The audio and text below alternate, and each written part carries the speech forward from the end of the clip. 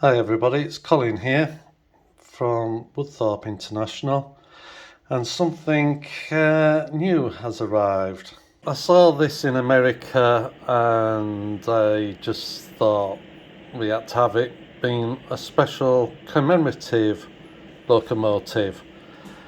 The box is warm, it has a certificate, but what it's to do with is the D-Day for an anniversary at some point, and that's a certificate and it's number 113, and that's the locomotive. It's DCC and a Cobus and a pin for you to wear. And I love my war films. I just thought it was something special to have on the American, well, running around anywhere, but on the American layout. And the guy, when I was speaking to him, he says, I'm so pleased it's coming over to England because that's where it all started off at. Down on the south coast, they all boarded the ships and the invasion began. So he says he was very pleased that it was coming over to England, and it runs very well. I have tried it and I will take it out, and this is how it came, and it looks like it was a DC originally, and that was the light for the front.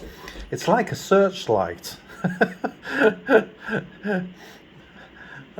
So really powerful, and the weight of the engine, I'll take it to the scales and show you the weight. It's very heavy. So what I'm going to probably do is look for some flatbeds, oldish flatbeds, and get some scale tanks or jeeps or covered wagon, what were they called, troop carriers, and put a few of them on. There are some coaches for it, and they're all being painted up in war scenes and stuff, but they will be very difficult to get a hold of because they're also in sets. They didn't sell them separate. At exhibitions, I've seen a stall what used to sell all different scales of army vehicles, so I might look into that. I have found some others what are 3D printed, but I might make, they also just pulled normal coaches in America, so I may be able to just get some coaches, separate ones. But like I said, I'll take it to the scales and show you that next. So I put on the scales Dapple 66, and if you've never weighed one, it comes out at 72 grams. Now this is just over half the size, just over half the size, and it comes in at 91 grams. Now it's only 20, but in that small area, it's amazing. It doesn't just feel 20 grams more than that one. It feels twice as heavy, but that should be a very good puller. Just going on to the packaging, you can tell the age of it because it's that funny plastic, what really is very brittle in one way, and the corner here has broke, but there's not a lot I can do about that. The main thing is the train and the Cobus is in perfect, absolutely perfect condition. Right, I just thought I'd show you a close-up of it. Nice handrails up to the door for getting in.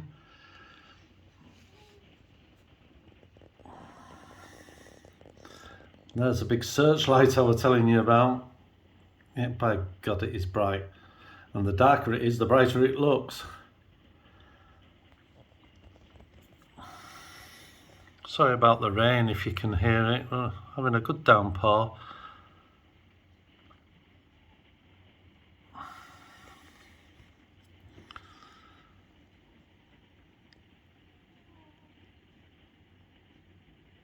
Very nice indeed.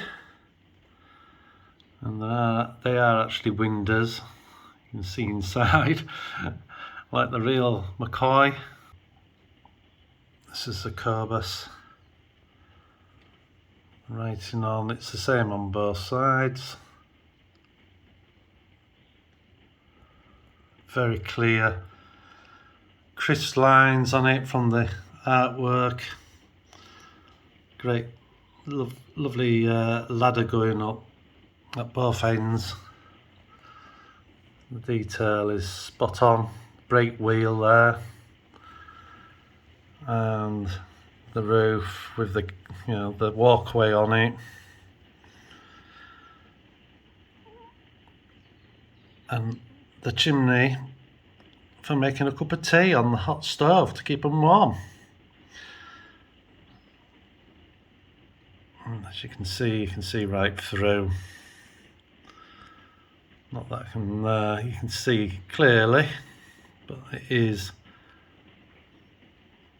that coach. You can just see through there.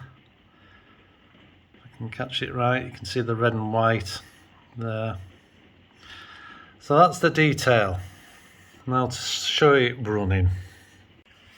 So there it is with the light on.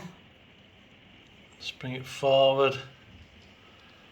I haven't actually programmed this to the track measuring yet, so I'm just using the handset.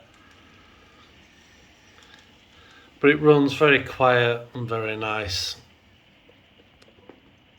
So that's it running.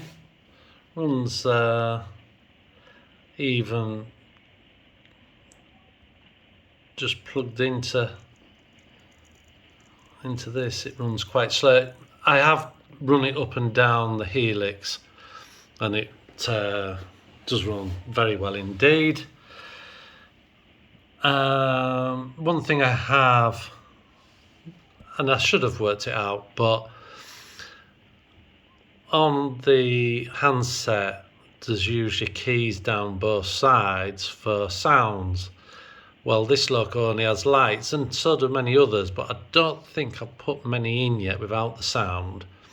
But you can delete all the icons except for the ones you want to use, which is good. So I've learned something about that, and I've called it D-Day 1944 train. And I will be able to get a picture in between those arrows onto here eventually, but not at this current time. We can't do it. So one more look. That is beautiful, really. It's different, and that's one thing I do like. I've never seen one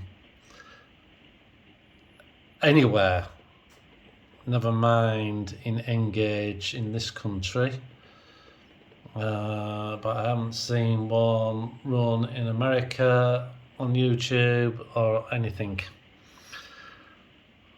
So I'm quite pleased having that.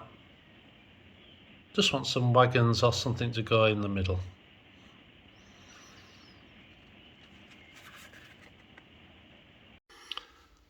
Just one thing. A week ago, I wouldn't have thought I would have seen this on iTrains.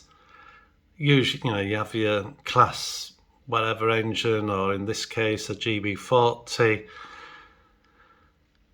And I know you can put words up, but I didn't think I would see D-Day